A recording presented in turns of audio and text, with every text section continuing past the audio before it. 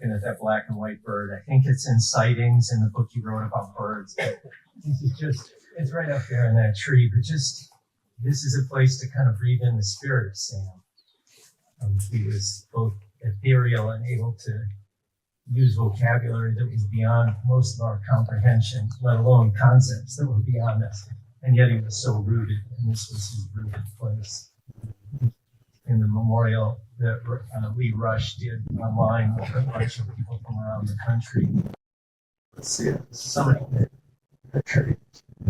there's a Scotsman, but he was a little bit cheap. He once showed me where all the water on the property came from, and he was like so proud of showing me, like, this is where it comes from. They came off the grid for saying free water. It was very cool. But I just want to share two quick stories because it's going to be warm up there, the families of these people. But I will tell my origin story. And I think you all have an origin story with Sam. He's one of those people who you remember the moment or the day or hour, like, Sam was Sam. So my wife and I thought we were kind of big shots when we moved here in I did. She was always humble. But we moved here in 2011 from Michigan. And the Berkeley Public Library asked us to come and speak about the book that we had co-authored. It's called The Governor's Story, The Fight for Jobs in America's Future. And she was the governor of that. Okay, so I'm not there to hear that we're like, guys, at the end of this, when I look, shit, there's 15 authors here. We're in the show. And so I'm scared, and then I thought, yeah, it's worth probably 100 people who wrote books in the last year in Berkeley. But I looked down the list, and there's a name Sam Keen, and I said to Jennifer, Sam Keen, that's amazing. Like, I read a book called To a Dancing God when I was a religious studies major in college, and it really had a huge impact on me, and I'm going to look around for it. So typical of us, we went different directions, look around, and I'm in the stacks. There's kind of stacks in the Berkeley Library. It is Berkeley. And I see a name tag, Sam Keen. So I come up and I stick out my hand and I say, hi, Sam Keen. Like, I read you in college. Honor to meet you. Congratulations on the book. And standing next to him is like, she's like, thank you. Her eyes are rolling and her head is and it was a very funny moment. So we stayed engaged for a few minutes and tried to warm her up, charm her a little bit. Nothing was really working. And I said, well, what do you do? And I said, well, we have a book, my wife and I. He said, oh, who's your wife? She was suddenly slightly interested in kind of gender bias coming up to the surface. And I said, oh, Jennifer Granholm's my wife. And Jennifer Granholm, she came out of her sleep, out of the deep coma I had induced in her to share that. And it's become a great joke between Patricia and me, as I am clearly the trailing spouse, as they fondly call it in academia. And I know who's number one and who's number two. And Patricia had to live through many of those moments and did so. Usually, I'm sure Patricia with much grace. And so did he. What a great line. Yeah. I'll tell one more quick story, which is the name is Sam's. We know you later. He and I got quite. This was of course, he was fit. And let me start. We're having a great talk about called to like a Kierkegaard, very easy theologians, and all of a sudden he goes like this. I'm saying, cracks me in the chest, and I was like, what? Like, is it a rattlesnake or something? I'm new to these parts. Like, what's the danger? And I said, what? What, Sam? And he goes, look, and there was just a wild float out of the pod with the premise between two eyes. And he said, God has a lower sense of aesthetic. That's our man, Sam. So it's really great to be here. I'm going to introduce a couple of speakers and then the family will speak. I'll just say a word about Michael Murphy. It's a huge honor to introduce you, Michael, and I won't say a lot, but this is a guy, well, many of us are a little bit old. We know a lot of Michael Murphys now. At my age, I think I'm being from Detroit, big Irish community, a lot of Michael Murphys. But really, there's only one Michael Murphy. And he co-founded, that's important, co-founded, Sam and Patricia, co-founded the Esalen Institute. And literally, Sam would appreciate that literally is very abused word. He literally put Esalen on the map. And not only Esalen, but an extraordinary movement of human growth. And the people that he brought to Esalen, I've ever been the people he brought to Esalen, Abraham Maslow,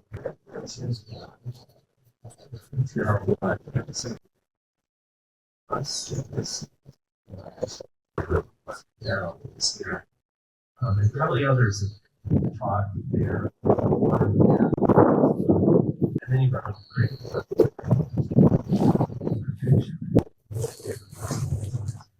anyway, I know you guys were very, very close, and I know Patricia's grateful to be here. So, Michael.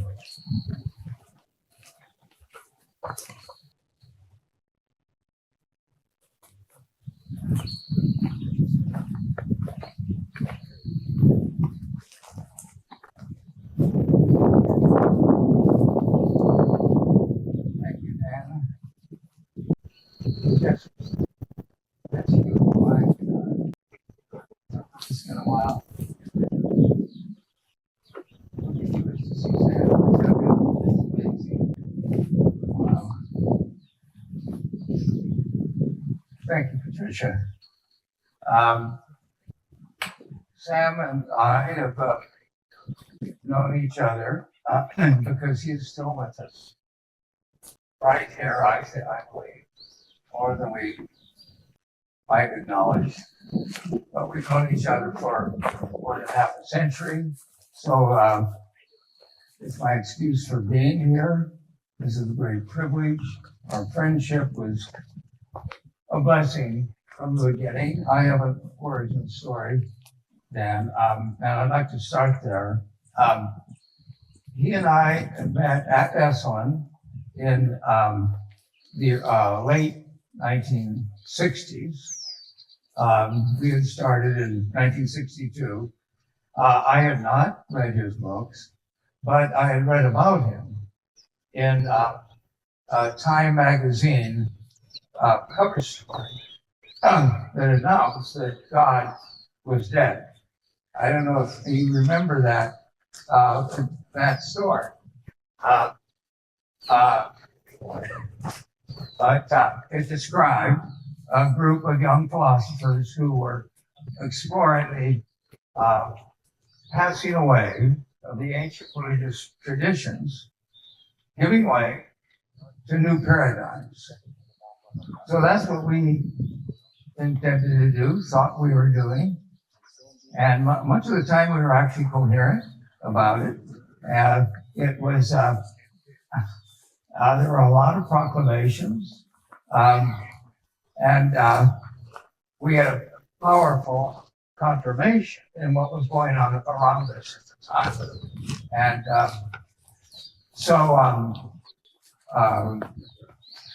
our Sam appeared at Esalen. I don't know the date exactly. And he was far handsomer than he looked in Time magazine. Indeed, we got several wows from the people around, particularly the ladies. He was never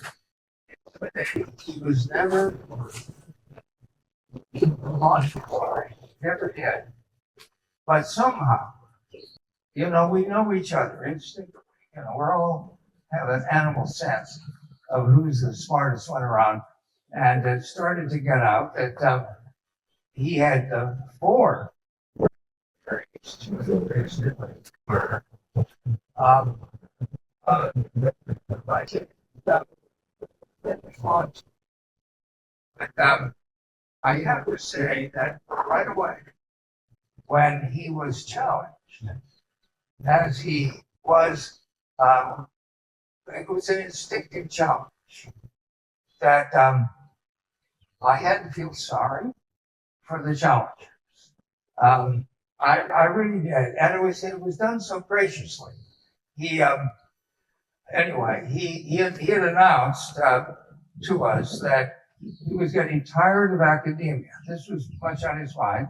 He was 35 then, and that he had decided to move west into the outlaw country, both physically and culturally, into the outlaw country. Well, anyway, people seem to notice some of the guys are walking around making tremendous statements about the nature of everything. And Sam was very gracious in how he responded, but inevitably he would say something that would, qualify these grand statements. In any case, that was a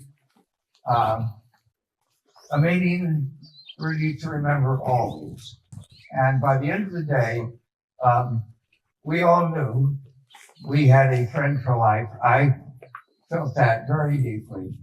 And we had a winner because in the Paradigm Wars, here was somebody really good to be with. And in any case,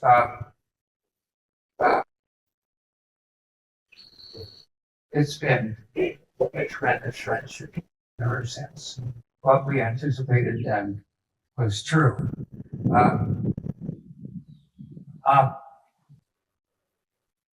Patricia, thank you for this opportunity. And it has triggered 4 or 5 weeks of reading back through about 6 or 7 of his books. And I've never done this before, certainly with any friend, and it's been a revelation in certain ways. Compressing that many books into that period of time has been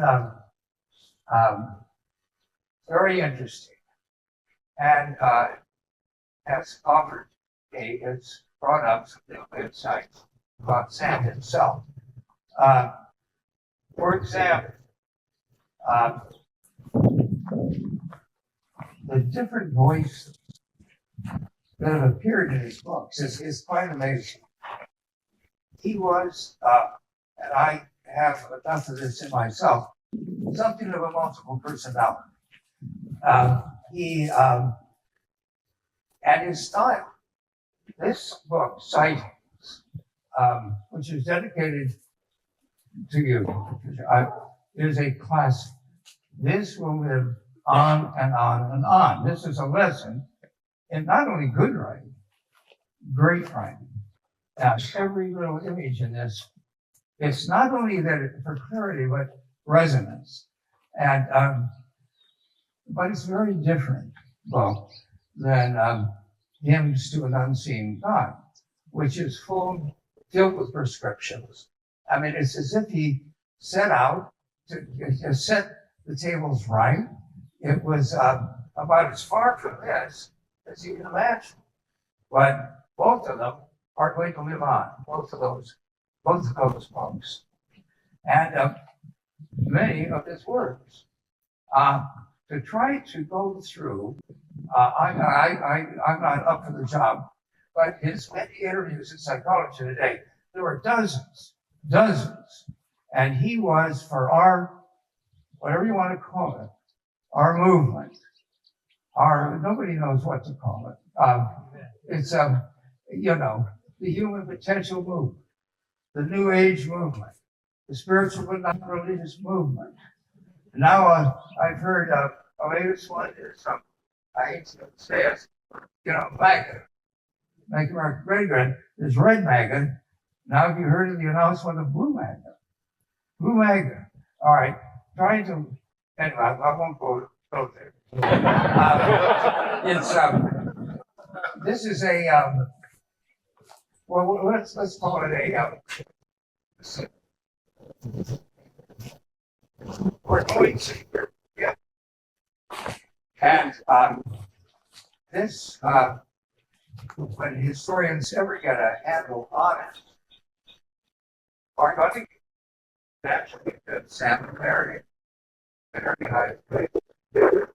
I don't know another person who has, like a surveyor, gone around the perimeter of it and pointed things out, either through his workshops, which are, well, there are so many of them, and he was endlessly creative and experimental, or those who goes, well, hundreds of articles, or his 15 or 17 books, whatever he's written. I keep finding out new ones he wrote, but in any case, through all of that, he kind of staked out, like a surveyor, a ground that joined a few basic fundamental ideas and a lot of practice and ways to enter in to the greater life that he, like I think all of us would say, is pressing to be born in us in the wake of the death of God, which Time magazine kind of announced he was part of the group exploring. So that's the main thing I want to say. It covered a lot of ground. He opened up certain ideas that are going to blossom later. He wrote to some little degree, he built up the past, but a lot was here and now, and some pointed way down into the future. So anyway, for all of that, I am eternally grateful, and thank you for letting me say those things.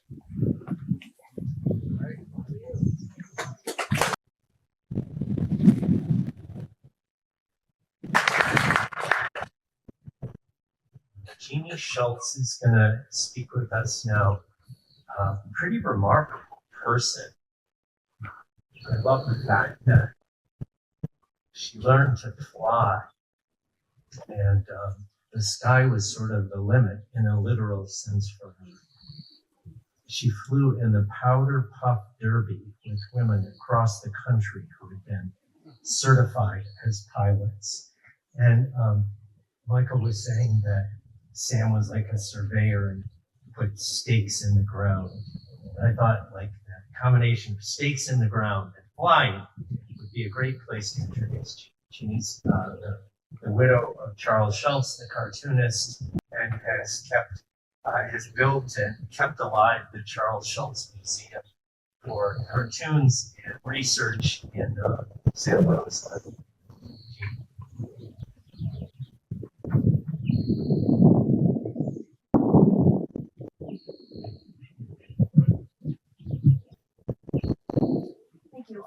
Patricia asked me if I would speak about the trapeze part of Sam's life. Sam, as you heard, is a psychologist, a writer, a philosopher, a teacher, but also a student. And when Sam became interested in trapeze, he found teachers and followed, I think, maybe Las Vegas, you would know, but he found the Gaona brothers, Tito and Richie, and they became his teachers, and he followed them.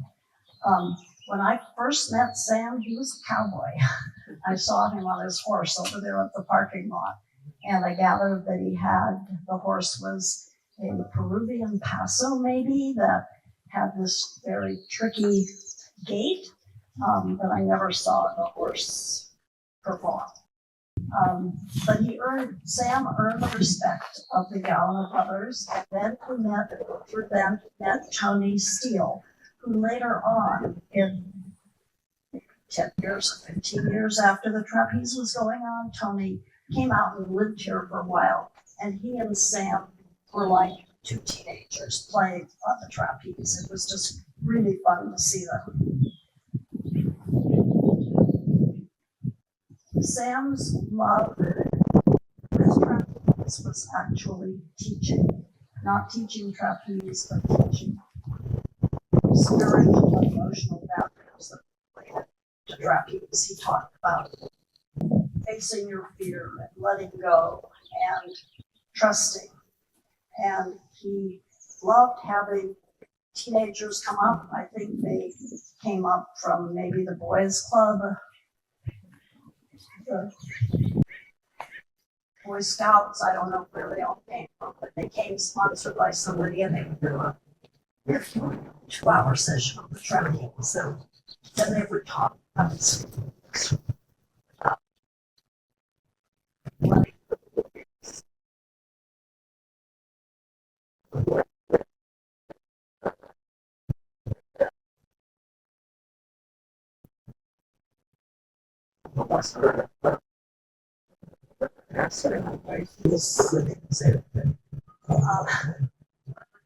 Royals was going around doing fear-inducing things, swimming with sharks and whatever around the world. And they were up here and they did the same trapeze. The group of women, Sam let me sit in on it. It was just fun to see him. I always loved hearing him draw people out and making them talk about themselves. I know that we became a community up here, and it was a wonderful place to come, a wonderful place to be. And I know that Sam and trapeze got me through my husband's illness and death. And so I think trapeze does that too. So I'll always think about Sam catching me and saying, there's 120 years hanging here. So that was pretty true, and we hung together.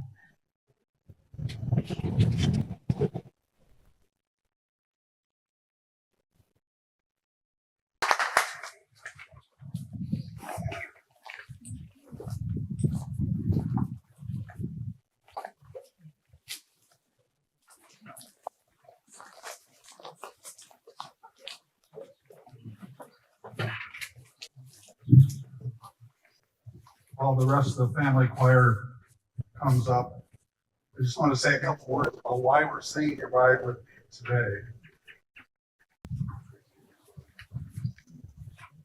In Sam's note regarding our celebration here today, Sam requested we sing one of his favorite hymns, Abide with Me.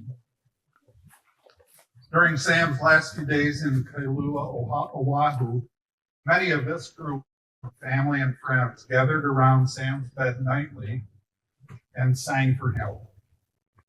Abide with Me was always included. Listen for Sam's favorite line at the end of verse 2. O thou who changest not, abide. And after we sing the first two verses, we invite all of you to join us in unison, repeating verse 1 again. And the words are printed in your folder. Abide with Me. This is for Sam, and for his mother and this is for Jerry.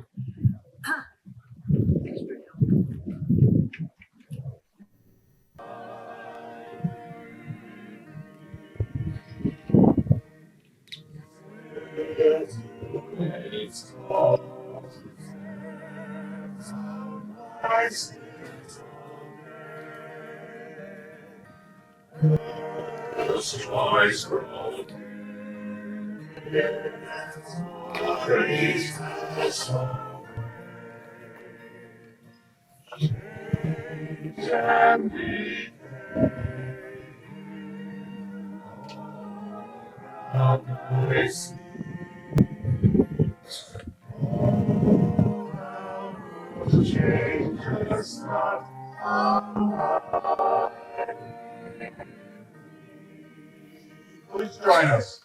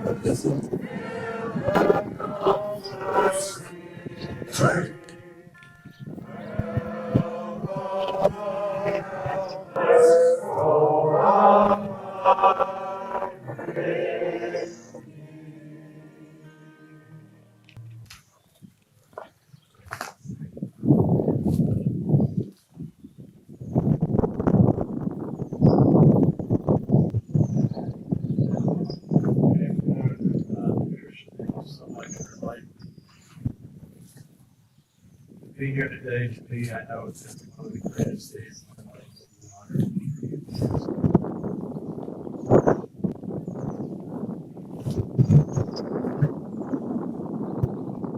How's that? All right.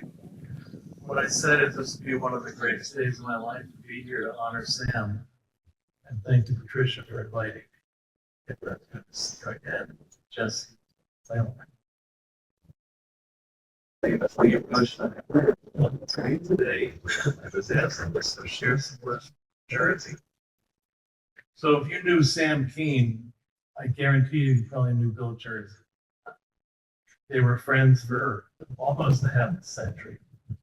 And my wife Kathy and I are pleased and privileged to live near Bill and Shirley across the Delaware River, Crux County. And we just saw Bill last week at one of his art shows. He's still painting. He's going to turn 98, I believe, next week and Tuesday. And he's one of the most precious spirits I know. He's always so filled with joy. And he still paints in his home studio.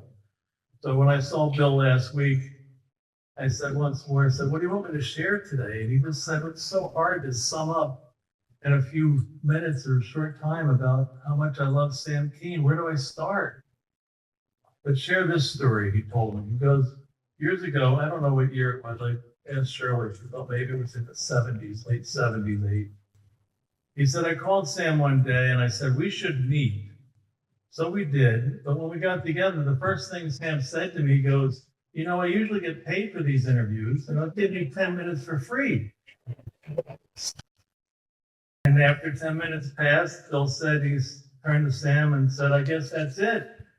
And Sam said, no, we're just getting started. Let's keep going. And those 10 minutes passed, and we were at it, and we never stopped. That was the last time money was ever mentioned. And from that moment on, I guess we knew something's going to last a very long time. Our conversation has carried on for half a century. But come to think of it, since I never paid Sam, maybe I owe Patricia some money. So you can take it up with him. Have you ever had that raw feeling, he continued? He goes, when you first meet someone, you know that it's going to last a long time. That's how it was with Sam. His education was so much more sophisticated than mine. Maybe that's why we never talked about it. There was always so much else to talk about, and we shared a desire to make the world a better place. We never once doubt that we could do together. We let others decide how successful we were. For us, it was the joy of doing and the joy of the creating that gave us meaning. That's why I miss him so much, so deeply. So many friends have come and gone. Never done the same.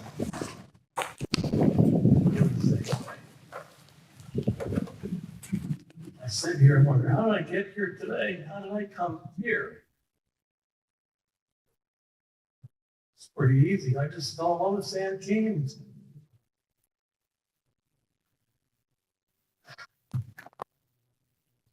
what I loved about him most oftentimes is he could travel in such circles and such intelligence and such a brain, but then we'd walk downtown and go to coffee. The way he treated it's almost as every time you talk to somebody, a cashier or on the street, one of his former friends up the road, they're just another. So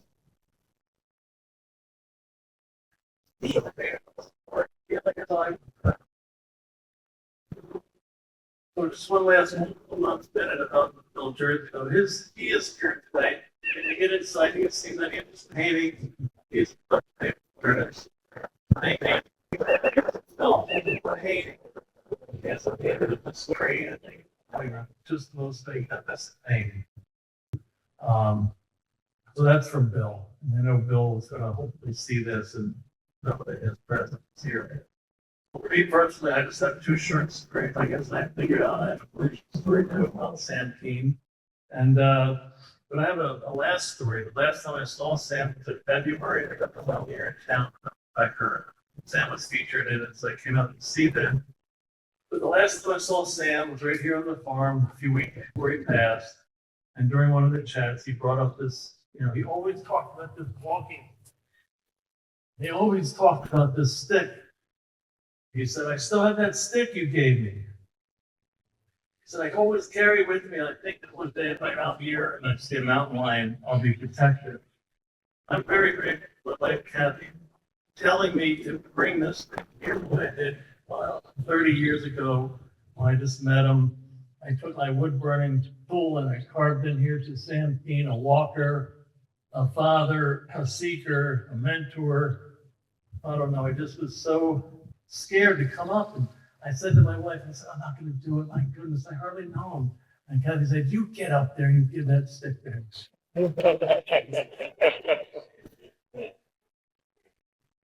Gave it to Sam. And he kind of looked surprised. He goes, oh my God. He goes, I was just looking for my favorite stick. My father gave me a stick and I lost it somewhere.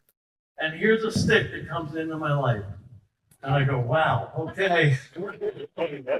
I guess he just always liked carrying the stick when he walked. So when we were talking last, I think he probably saw the look on my face. And he said, when I go, you can have that stick back. And here it is. So thank you, Sam. Just want to finish. It was the first time I met Sam, I'll never forget. It was back in 1992, I believe, or 93. My daughter was about to be born. Sam was obviously very well known at that point. Fire in the Belly was published and his audiences were massive, big for me, hundreds of people. And I heard he was in Pittsburgh. I was there for a conference. I said, I got to get to see this man. I had heard about him from Moyers. And the day was over. There was no more tickets left. But I stuck in the back of the auditorium, standing in the back. And the day was about done. And he said, okay, enough questions now. I'm taking so many questions about men and, about sons. He goes, let's hear from some women. And I was thinking, okay, I guess I lost my chance. I'm not going to answer a question, but no hands went up. Nobody asked a question. And he goes, okay. And so I'm raising my hand in the back of the room. He goes, you're not a woman. And I said, yeah, but I have a question about women. Does that qualify? And he looked at me and he just nodded. He said, yes. What do you got? Well, I was so nervous, because I knew I wanted to ask a question about, becoming a father. My wife and I waited a long time. I was scared. And I said, I have a question. I don't know about this, but he said, go ahead. What do you got? I said, I'm about to become a father. I said, tell me everything you know about daughters. And he stopped for a moment as if he never was asked a question that way. And that's the first lesson he taught me. Because I was thinking, what a stupid question. I don't even know if he has any daughters. He goes, well, I got 2 of them. And that's the first lesson I learned, is to ask my questions. Don't let doubt silence my curiosity. The second lesson came right after Sam paused, collected his thoughts, and he said, teach her to be fearless. Not forceful, not fearful, but fearless. He let those words hang in the air, and then he added, you can teach her that by wrestling. Now, a few women started laughing and giggling, And then suddenly many women's hands start to shoot up. I think his words really struck a chord. That moment changed how I thought about being a father. I thought raising a daughter isn't just about protecting her. It was about helping her to become strong and resilient, confident enough to face the world on her own terms. And wrestling with her better that importantly, stay with. Next week, my daughter, Sage, is going to turn 32 years old. She's here today, and if you'd like to find out, go ask her how fearless she's become. And I'm so proud to have been asked. Thank you so much. Sam team will always be with all of us. Amazing human being, and God bless Sam.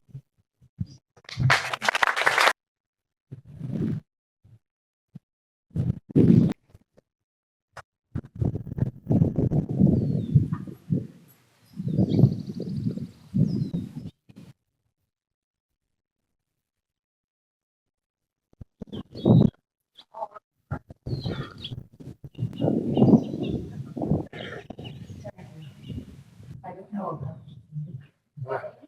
All of you friends have been giving you stories of origin, and I want to give you mine. He was my older brother, and as younger sisters, he teased us constantly. So he wasn't always a perfect human being.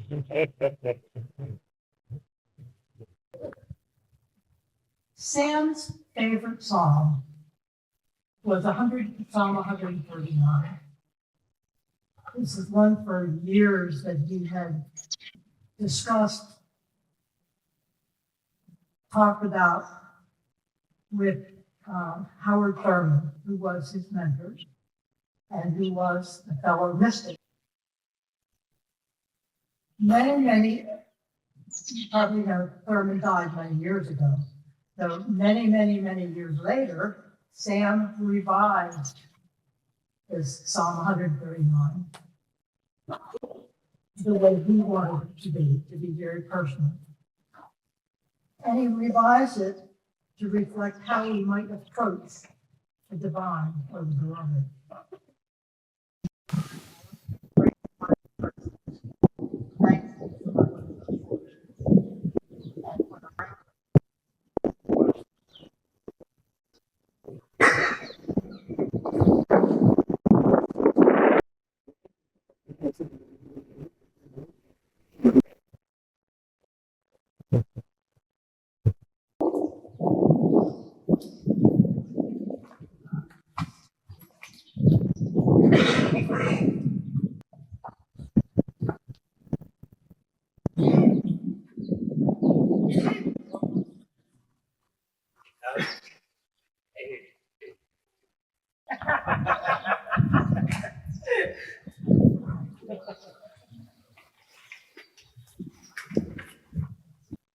So there's so much I can say about my father. The lifetime. But what I want to do is I want to talk about his lifetime as I look back on it. Being with him at the moment of his death was exquisitely full. Yeah.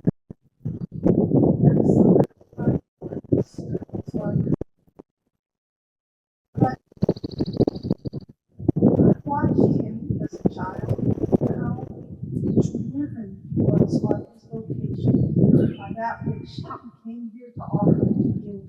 It wasn't always easy to live with that. And yet, it burnt in him. He had something to give to the world, and he gave it. He gave it in such a way, I think, that he touched and changed so many people's lives. And he was brilliant. So brilliant. As I think you all know. And something happened about 7 or 8 years ago, and I think he went into another phase of his life. Since before, about personal issues not his ambitions for changing the world, not his ambitions for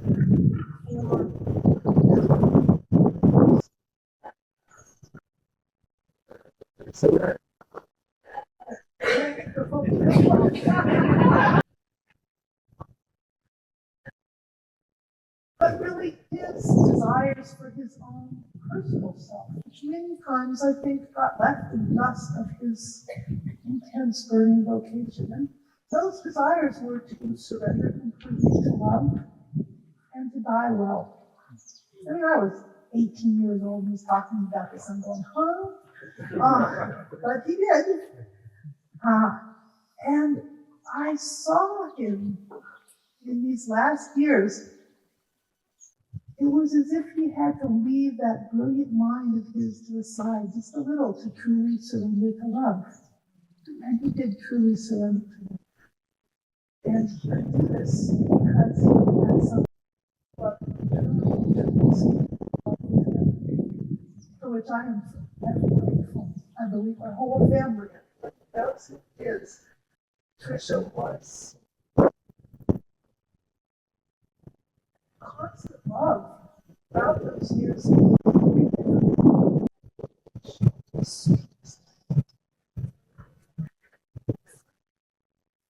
the surface. And he had surrendered completely to love. His sweetness. It was, and somehow the slower, when this slowed down, it wasn't as if it went away. He was still brilliant. The brilliance worked his whole life. The work he did on his being, it was right there. The depth of it was right there. But when it got a little slower, all of a sudden the sweetness could just rise. And we got to experience that. And he always used to quote that. I was walking the streets of Edinburgh.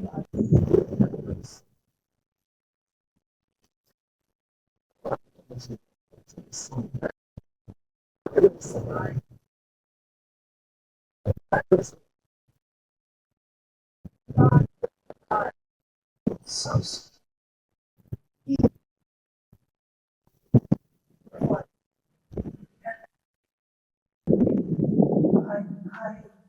I so take off that to you, Patricia, because you were with him all that time, and you spoke to him about what he wanted, and you helped him, and you let him go. You let him go. So I have such deep gratitude to you for that. I believe he did everything he came to do.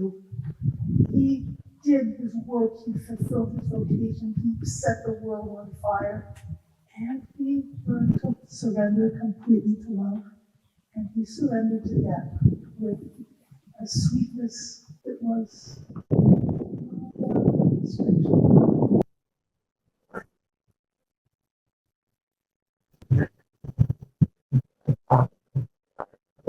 I have such gratitude for his father, such gratitude to his daughter, to have been taught by him, yes, and held by life in a sense there's nothing to do. See, I'm sure he's birds are flying over there. There's nothing to look for yet.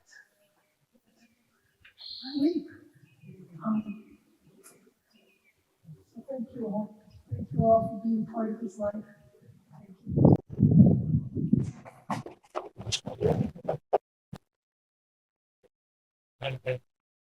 Thanks, Apollo.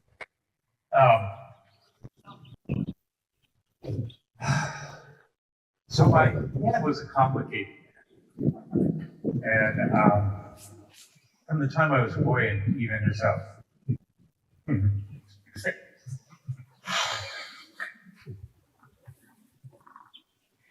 didn't expect this. Even as an adult, he always seemed larger than life. And I think to many of you as well.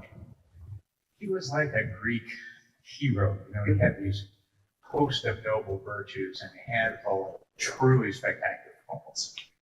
And I know that he tormented himself and us with his failures.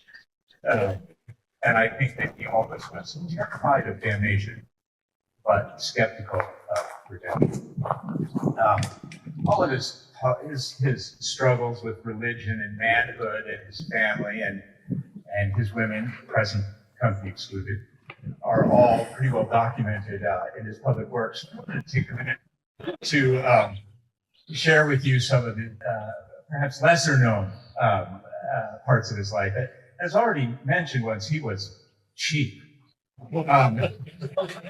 He used to say, a Scotsman's not mean. He's just a wee bit bricky. And boy, was he. You know, when we were little, he used to insist that we share bath water so we could save on the heating. And he was still trying to pass me off as under 12 in high school to get me into movie theaters. As a side note, was especially humiliating for me because I was very small for my age and it often worked. Not that I was bitter. And despite some people who would actually say he was a stingy bastard, on important occasions he was generous to a fault. And I always knew I could count on him. And he really helped me out on a number of occasions. He had terrible phone numbers and was habitually rude, cluelessly to waiters. He had a marvelous singing voice, which he used to exercise on Sunday mornings while blasting hot tuna and dancing around the living room in Muir Beach in nothing but a pair of scarlet bikini underwear. It'd probably be hyperbole to say this scarred me for life, but this is not something you could ever unsee. In a variety of locales at all different stages of his life, he took a disproportionate delight in setting things on fire. So this is true. And he usually managed to hide their burn before him to put out there. But those of you who understand that we had surely quite a sense of humor, which was unique and somewhat adolescent. The crown jewel of which, of course, was a collection of Scottish goat jokes, which flew right past the ribald and landed somewhere between the obscene and truly offensive. My children had suggested that I take this opportunity to tell a couple. But not only could I not get the accent right, but Patricia would disown me. Yes, I was sure for one thing that Coach had once had died of death of repetition and age. So instead of the goat jokes, I'd like to read for you an excerpt from a book that he and I collaborated on, something I wrote for him. It's called The Key Way. When I was a boy, my father used to tell me, there's the wrong way, the right way, and there's the key way. I didn't have to ask, not even the first time. It was obvious the key way was superior, because we, the Keens, were doing it, whatever it was even righter than the right way. As a child, and then later as a teenager, I often found my father's unconventional behavior mortifying. Apparently, the key way included changing your swimsuit in the parking lot at the beach in front of God and everybody. When chided, my father would laugh and say, if they've seen one before, it's nothing new. And if they haven't, he would rummage through the neighbor's garbage or dig through dumpsters and retrieve furniture, clothing, or household goods in various states of disrepair. And he didn't try to hide it, far from it. I have an image of him standing triumphantly beside a mountain of garbage, trumpeting to the neighbors how some idiot, obviously not a Keen, had just thrown out a perfectly good toaster. He was famous for rescuing goat kill. This had nothing to do with dead animals, thank God, but rather with retrieving useful items from the swim. In the summer, it was his habit to pack the family up into the back of the green and white VW bus, take us on long driving trips to various semi-exotic locations. But in the suburbs of Louisville, Kentucky, almost anywhere is exotic. And there we go. At least once a trip, without warning, my father would jam on the brakes, swerve to the side of the highway, and open the driver's door, and back up along the shoulder at full speed, cackling in maniacal view, oblivious to the honking horns and middle-fingered salutes of the other drivers. And there, on the side of the road, would be some wondrous treasure. My father would dart out into the highway and retrieve perhaps a suit jacket or cashmere sweater. Upon returning to the car, he would dust it off and finger the material judiciously. "Pierre Cardin," he would announce. And somehow it always was relatively new.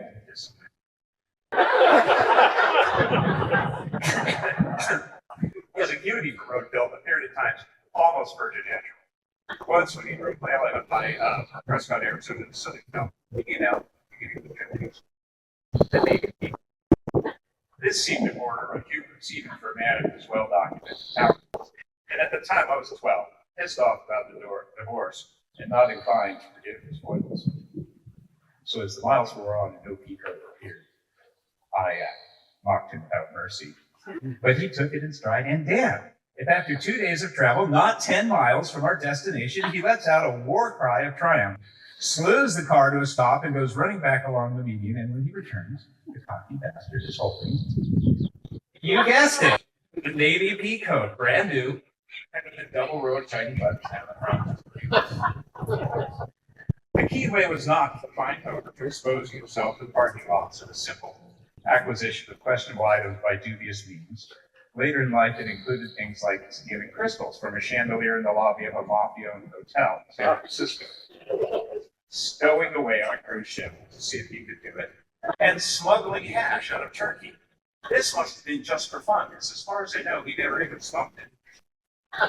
His brash self-confidence, unsurprisingly, did lead to some boneheaded screw-ups of truly epic proportions, and the consequences of some of his actions didn't we see Midnight Express? But even with some monumental mistake came crashing down his ears, was he repentant? No. Often wrong, but seldom in doubt, he laughed. It's the keen way, son. His bombastic pride and charismatic confidence did not always make him easy to live with, but he lived life as he chose. He took chances, didn't give a good goddamn what anyone else thought, and didn't care who knew it. And at least some of his self-assured don't give a damn attitude must have rubbed off on me. From an early age, I had a strong sense that regular social conventions simply didn't apply to us. This didn't make me popular at school, big surprise, and it has often made my life, well, complicated. But like him and through his example, I've in many ways been able to live life on my own terms. So, even though I was mortified by his quirky habits, resentful of being so different as a teenager, and it was just quite furious with my neighbors. And despite the fact that when I read this to my wife, she would have thought about the idea of me chiding him for their independence, and she wrote me.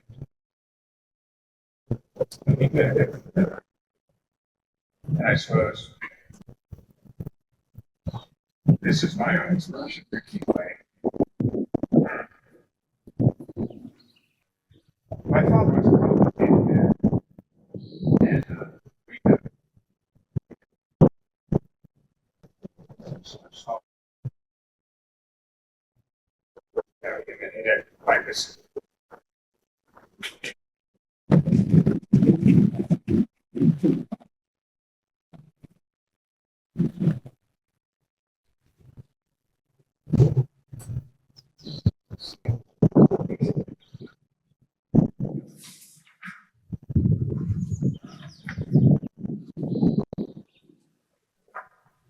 Far more eloquent people have spoken today, so I hope you'll forgive me if I read.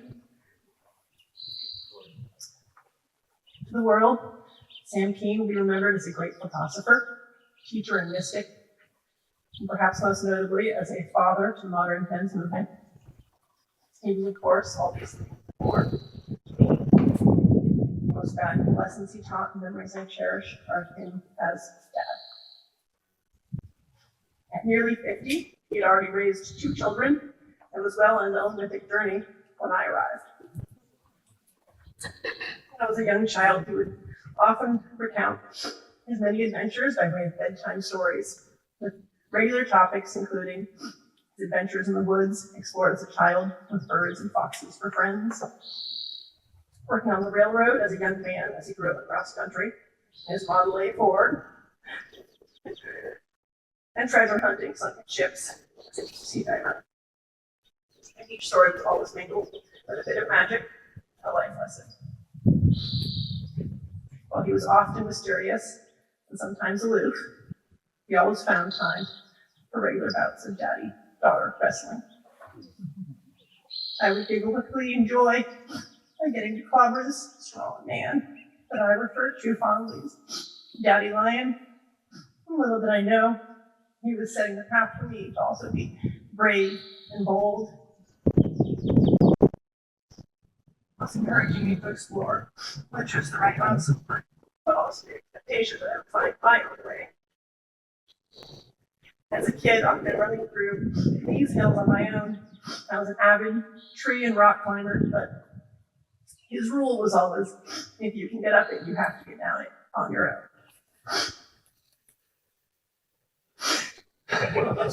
The notion of being able to guide and trust in yourself is, of course, something he led my best way of experience. Working on this land, building this house with his own 2 hands, arguably developing the most complicated water system in history.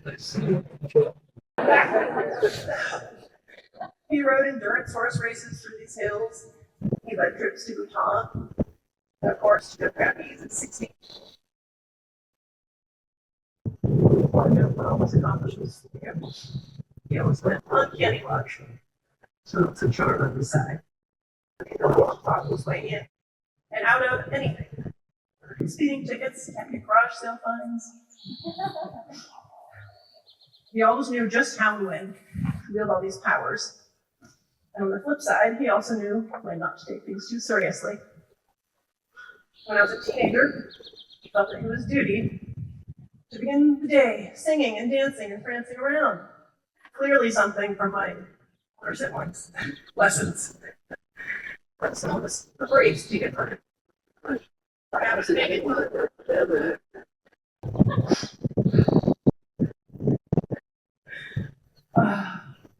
and of course, the chance to skate at any chance in the world.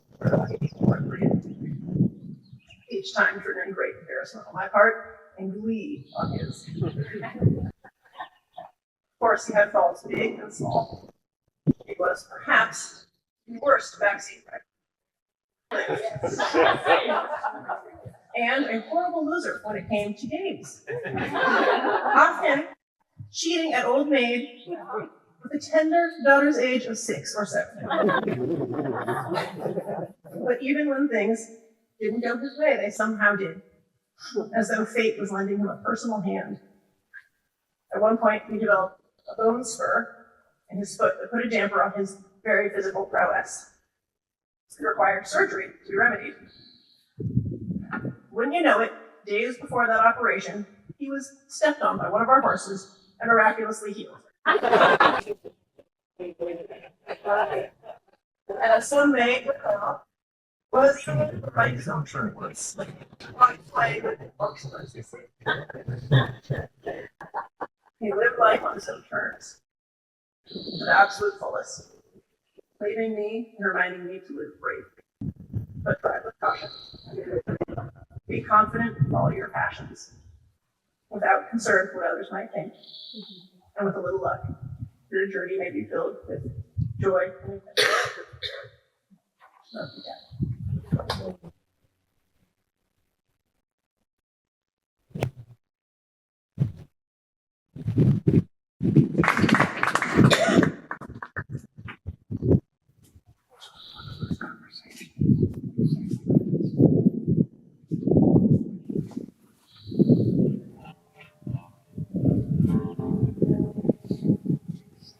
I am a boy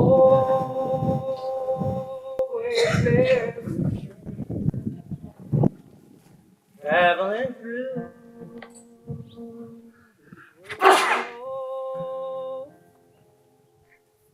There'll be no sickness or pain.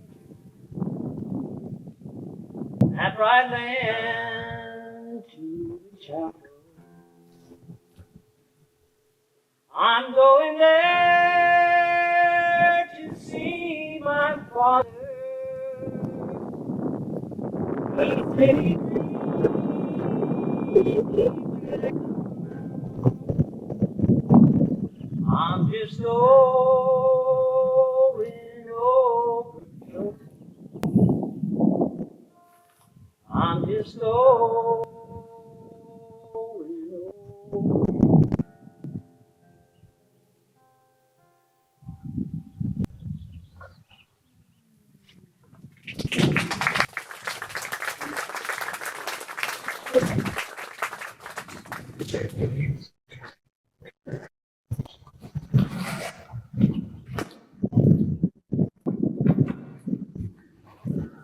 Thank you, Jim. The very first thing I need to do is just say thank you. Thank you to every person that's here, to every person who's been on this journey with us. From Whitey to this very place, so much support of what there's no careless lives. All the people to make this day beautiful, that helps to make our time in Hawaii so amazing to our whole family. Now I feel it is our whole family, brothers and sisters. Just I'm so grateful.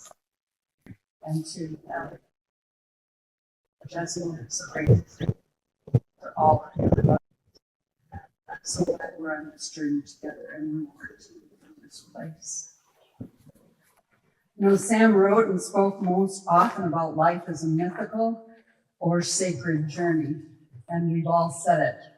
It certainly was for Sam. It was both mythical. He created so many myths about his life story along the way, and also there was the essence of Sam that was sacred. It was empty. He was and so whatever he did in his 93 years, it would be a sacred journey. Being with Sam and knowing his life, all said it, all to it. Every day, every gift he had, every experience he pursued, he made sure it went the whole way in. And he became fuller for each experience of being himself to mind. Not only embrace his life, like this life, and be able to be strength, adventure, and judgment. And what it is most is the passion. Horses, travels, trapeze experiences, long walks on beaches all over the world, but most especially for us, Lake Michigan. This farm that he built with his son Gifford, everything on this farm. Women, so many women. Men as companions and friends. Sometimes men talk about not being able to make friendships. Sam had deep friendships. I talked with Bill Jersey this morning, and Bill, they've been friends for so long, and Bill is, as he loves you so much. I've said to many of you that not only was Sam the love of my life, he was, but more truthfully, he made my life. He made my life by giving me the love and acceptance and deep connection that I always craved. Spiritually, there was no dividing line between us, and I feel that that is our connection. We simply lived together and came together in a sense of human oneness. that both trusted from the beginning, understood, and were able to live more together by. Both of us received this gift, spiritual oneness, as earthly and ecstatic union. Could not have anticipated, not even have grew into. That we knew that we were so praised. Sam King seems. Each of us have a Sam story. You've heard a lot of them. And being a story man, you know, each one of you know you have a Sam story. And I hope later on maybe you can come up and share some of the stories that you love most about Sam, and no jokes. And we know he could write. We've heard his words here today, and if you look at the other side of your program, I too believe that Sidings was his genius. It was kind of the culmination of his genius.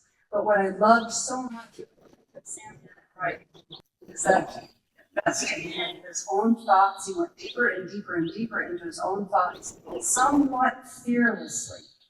And then without editing or fear or guilt, he then produced these books. I often think about that, the fire in the belly, like just wove that out of some place that he put in himself, that he went into and found the words to capture the experience of the culture and of the time. Sam was blessed, and we've all talked about it, so it's got to be true, with a sensual, erotic nature. I think this is a gift from his father.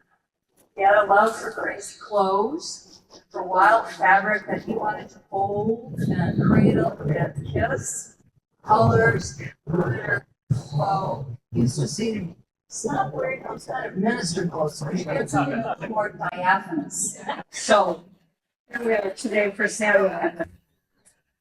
In a way, I feel that clothes his thing, and so also clothes without clothes were Sam's thing. I remember one morning we had a little spat, and we hardly ever fought, but he kind of got up out of the bed and he went outside, and I was running around the house sort of fuming like, oh man, how am I going to live with this guy the rest of my life or his? And I looked outside, and Sam was wearing his riding helmet, blue terry cloth bathrobe, cowboy boots, a nice little red tiny bikini underwear, and he was watering the garden, and some of you know what that means, and talking to the birds. I took one look and I thought, this is the man I married, this is the man I love, this is the man I want. Jesse's gonna love this one.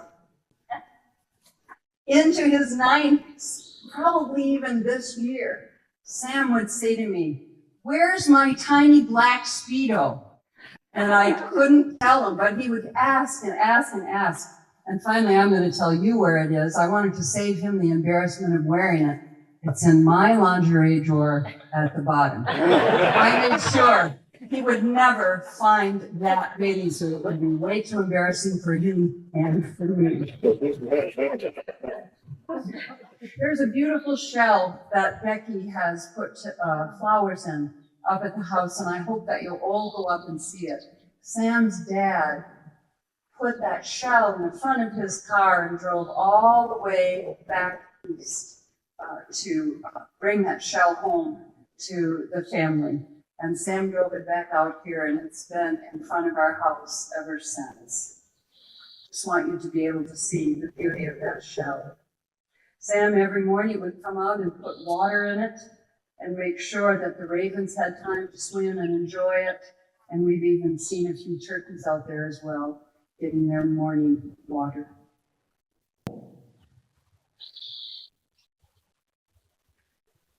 My Samuel never stopped hoping he would see them out flying up the sleigh. For many years he's been walking these hills and those hills, this valley area, hoping that he would see them out flying up. Where this afternoon, So his English body whistle, just in case, sees that mountain lion.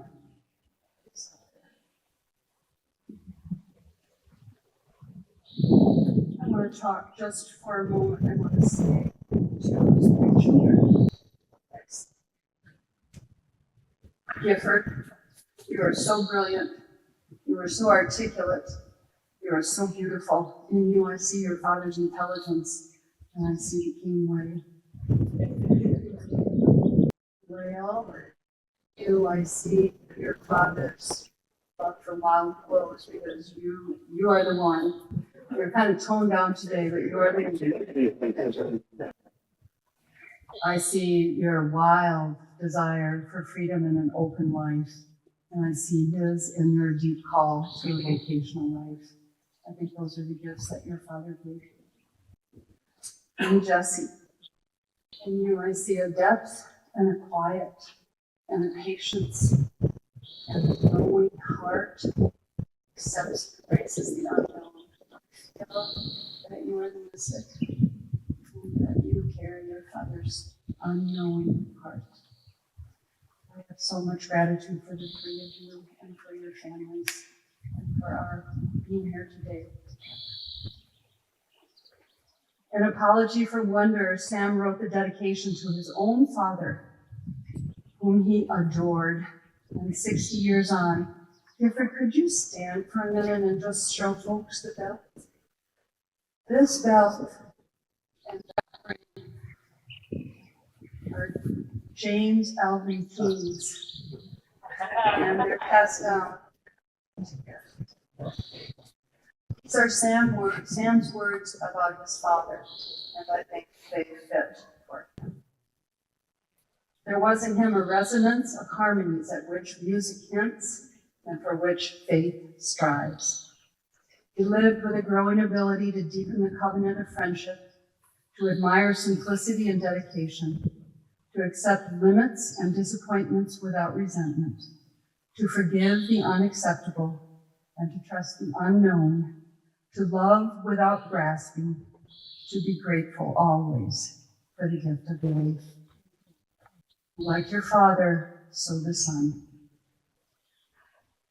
Gabrielle Marcel, whom Sam studied and who I have been studying for about the past couple of weeks, writes about eternal love in this way. He says, that you know you love someone when you see in them something too beautiful to die. You know you love someone when you see in them something too beautiful to die. Sam Cornell.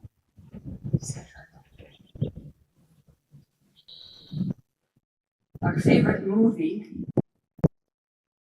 is Out of Africa, where some of our friends know that we have watched it 50 times at their cottage. There's a small paragraph in the book of Out of Africa, written by Isaac Benson, At the Death for Lover. I feel this.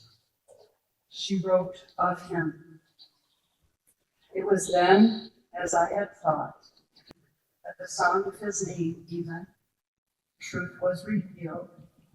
I can understand everything. Sing.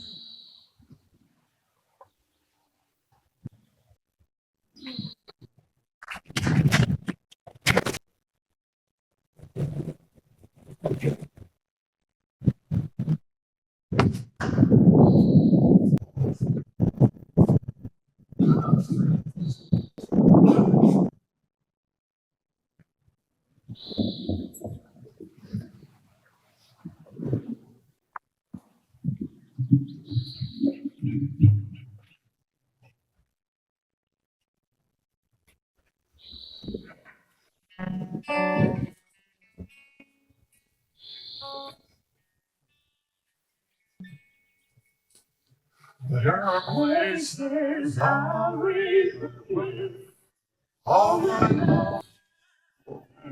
Say I should, so wherever I go, some have gone, But in some way, all these places have moments with lovers and friends. I still can recall some are dead and some are living.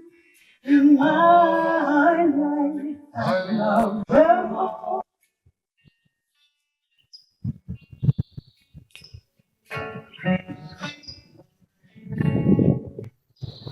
Out of all these friends and lovers, there is no one compares with you, and these memories lose their meaning. When I think of love as something new, though I know I'll never lose affection for people and things that went before. I know I'll often stop and think about them. In my life, I love you more.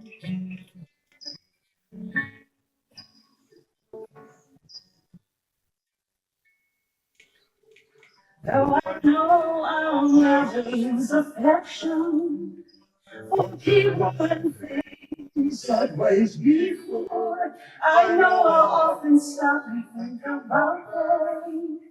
In my life, I love you more. In my life, I love you more.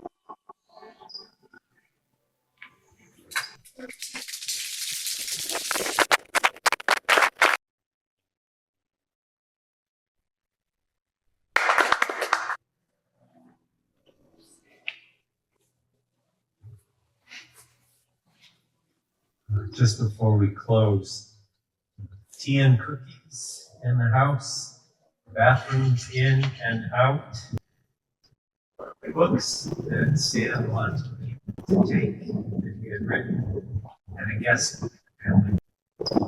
Sorry. Closing.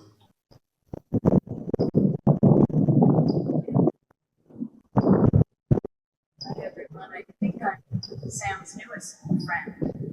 Only about a year ago, Sam, who was born into the Presbyterian Church, walked into the Presbyterian Church that I served with Pat, and they introduced themselves, and this is my origin story. And I heard the name Sam Keen, and I remembered reading him in seminary, but that wasn't the part that got me. The part that got me was that I knew him as a mystic. And I knew him as somebody who was able to articulate his mystical experiences in ways that I had never witnessed before. So instead of saying something wise and profound like welcome, I said, "Oh, you're royalty," which is just the absolute wrong thing to say to somebody who comes to visit a church. But despite that, Sam welcomed me into their life anyway. And Sam wrote, it's on the back of your program, but it's worth saying out loud. He wrote, "I was, am, and will forever be a particle within the resurrecting cosmos."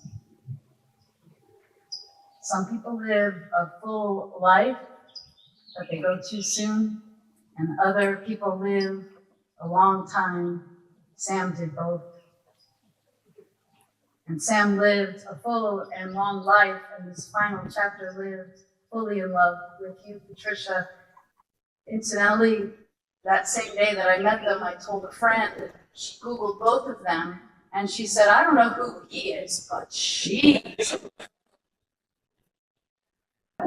So I spent the next year admiring them both and witnessing your love.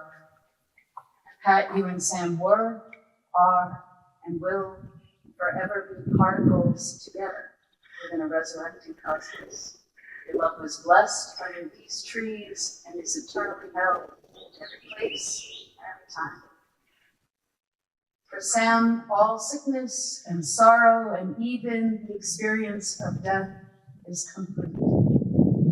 And while bodies long for bodies and for his smile, He will forever be a part of all of you. So I invite you now to rise in body and or spirit for this blessing. These ancient words from the prophet Isaiah. I ask that you receive them through Sam's eyes. Sam could have written them, and if he had, he probably would have written them better than I did. Go forth in joy. Be led in peace. The mountains, hills before you shout and burst out in song, and all the trees of all the fields clap their hands. Go in peace, go in joy, surrounded by Sam sightings, eternally, this day, all days, forever. Amen.